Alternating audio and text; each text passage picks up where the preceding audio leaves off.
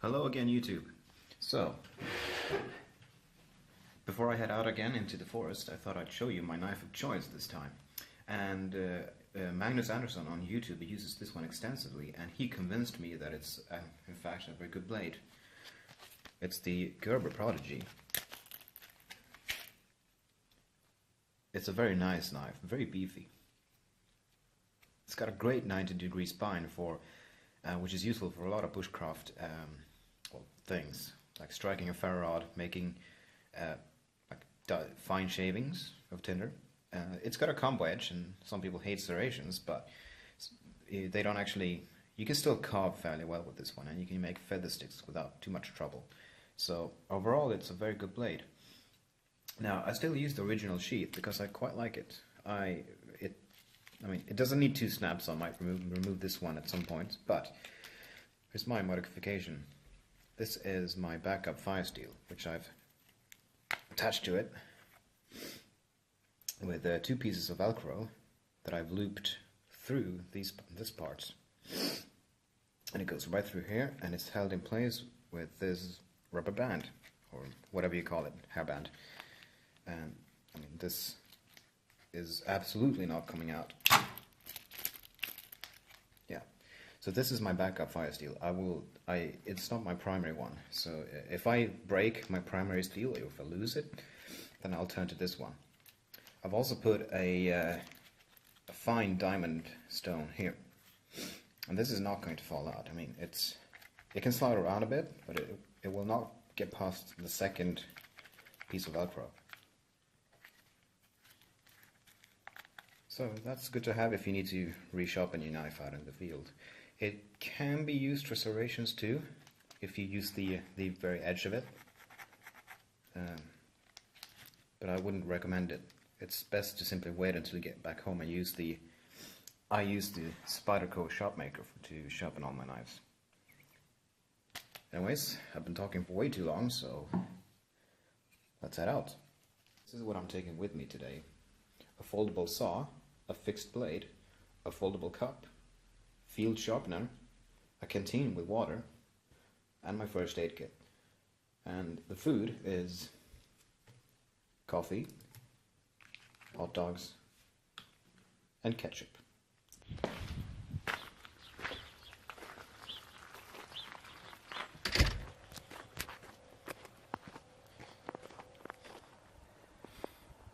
This place.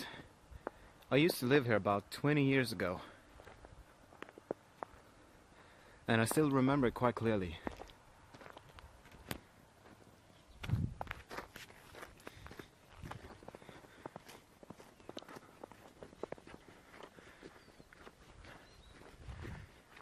Alright, so I'm right at the edge of the forest.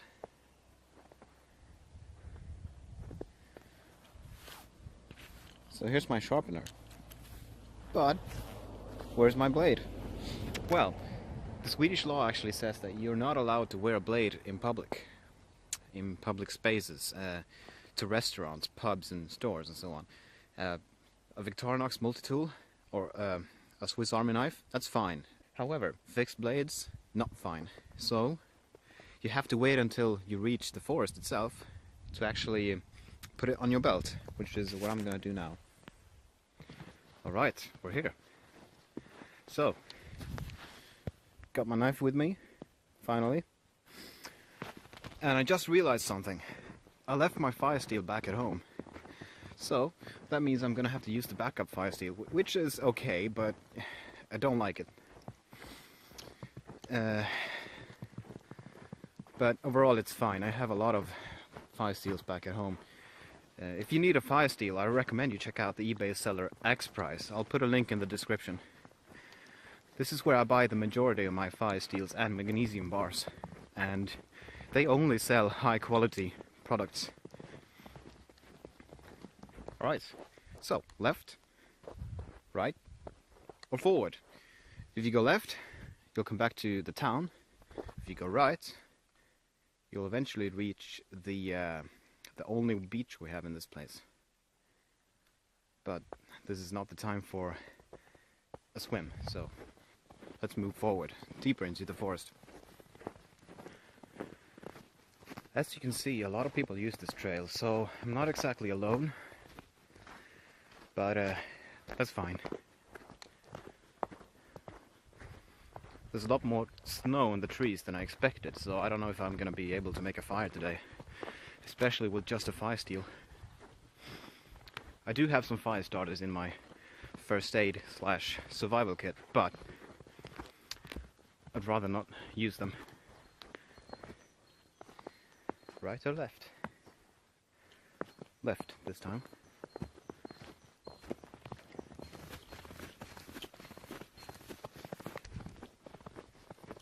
So how about we take a different route this time? Through here.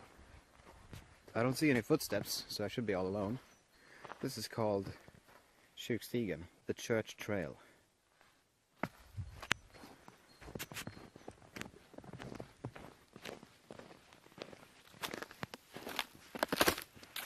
Now, if there's something I learned on my previous walkabout, it's that preparation is key. I had some issues with getting my fire started, and that's because I didn't actually pick up any birch bark on my way to my destination. I just sort of assumed that I'd find some there, but my destination didn't have a single birch tree. Now in this forest you'll find tons of these, so what I'm gonna do now is collect some birch bark, and the really thin birch bark of this type, like what you see here, this burns like paper soaked in gasoline. This is incredibly easy to light. So I'm gonna pick up some of this and keep it in my pocket and dry it out, and then use it later. Left, forward, or right? Well, forward. You know, because it says church trail on this sign, so yeah, forward.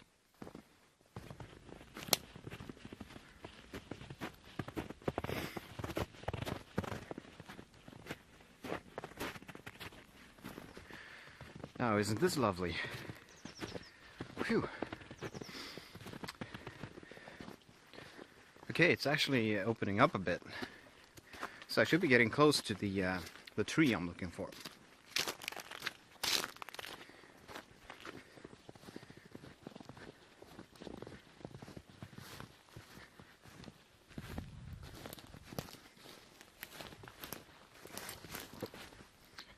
Here it is. It's a dead standing tree. You're not actually supposed to touch these, but I think we can bend the rules a bit today. It does have a fair bit of snow on it, so yeah, we'll see how it goes. Could be dry, could be damp.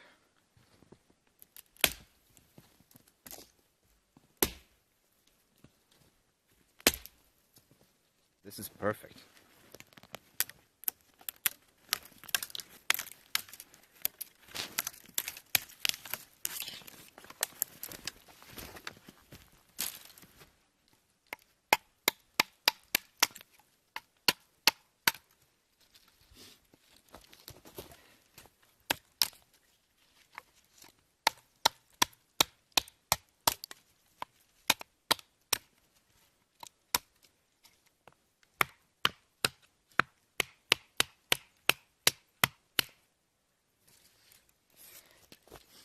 If you use a rock like this, you gotta be careful, because if you hit the rock with your knife, yeah, you'll ruin the blade, obviously.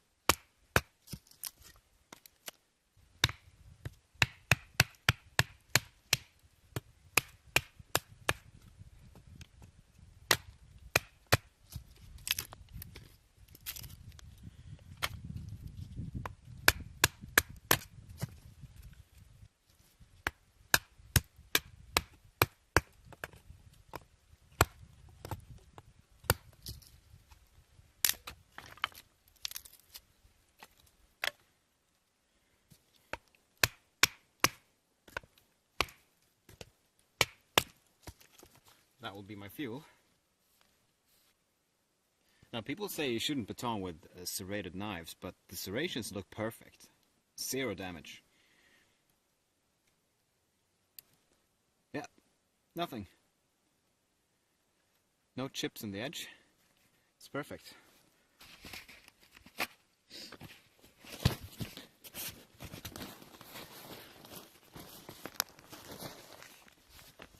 Now here's the birch bark I collected earlier. This is a lot of birch bark. I don't think I even need half of this, but you know, better safe than sorry, right?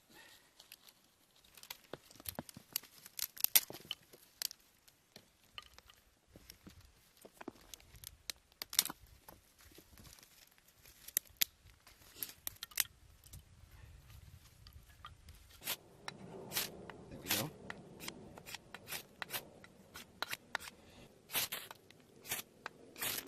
So yeah, I forgot to make a stick for my hot dogs. So I found this sapling.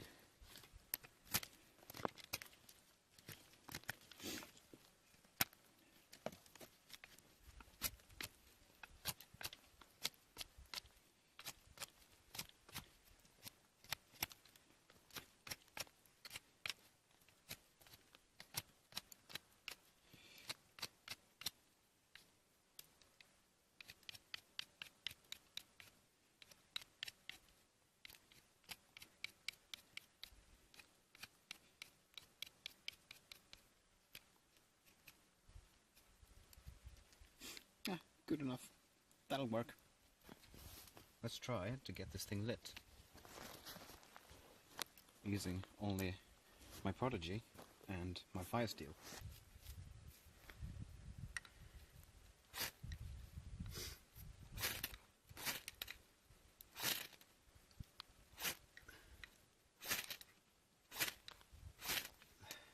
There we go. Finally. Let's see if this actually takes off.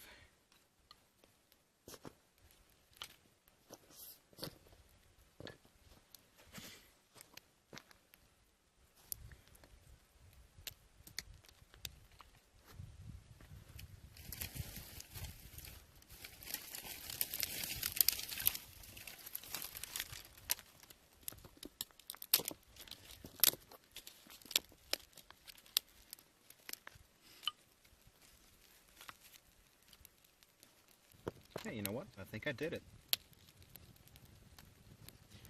I think I got a fire.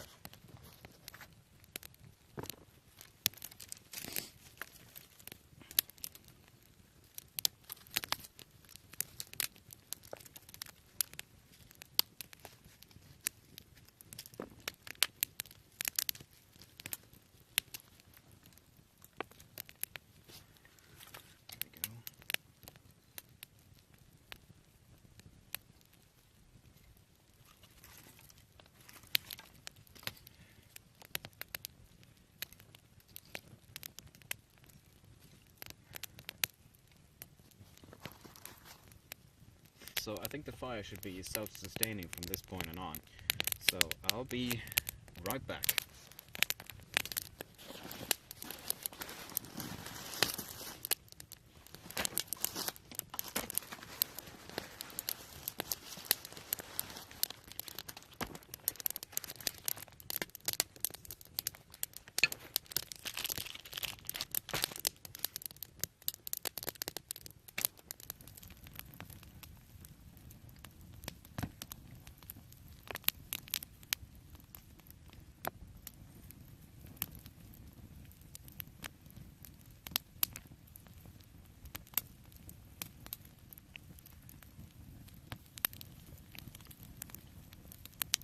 That's what I would call another successful day.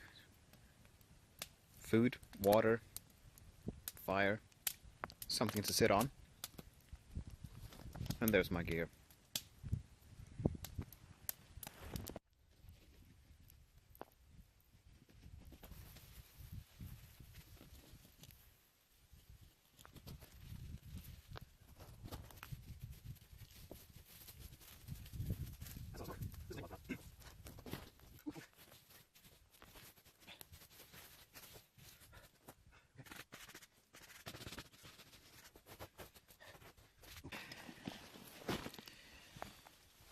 know what I say? Always bring an extra pair of gloves. These are good for handling tools because of the extra grip. These will keep you warm. We're done. Actually, for your information, I didn't use a single branch off that tree because I found so many other branches that were better in this area.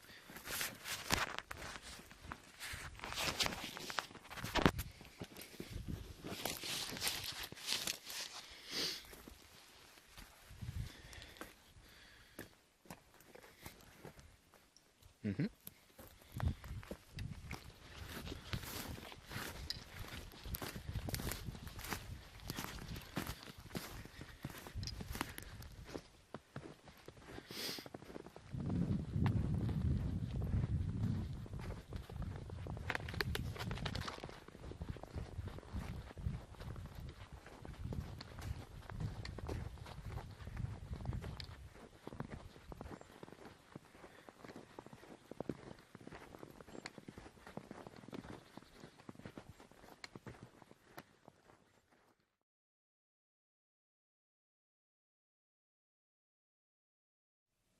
Okay, so I just got back from the forest, but I thought I'd record some extra footage.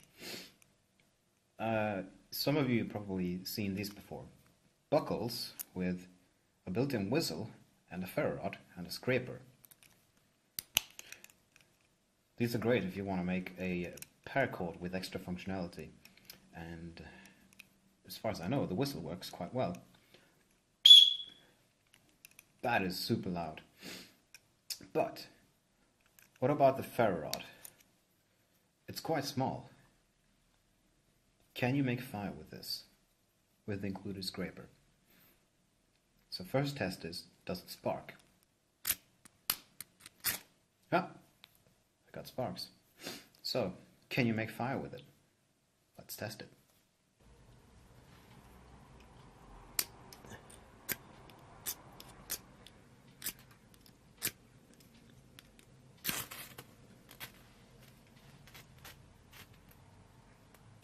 Now let's try to light some of this leftover birch bark.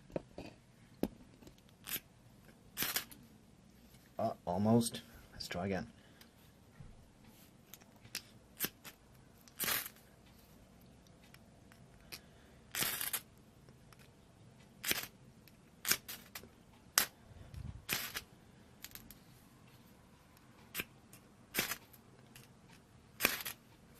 There we go.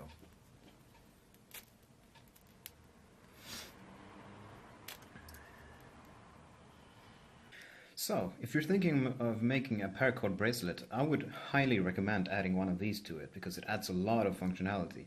Because you get fire and you've got signaling built in right into the buckle itself. This can also be used to cut cordage.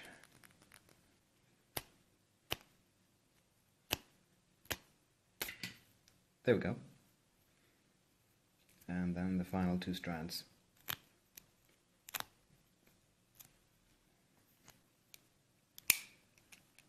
Highly recommended. You can find these in the link below.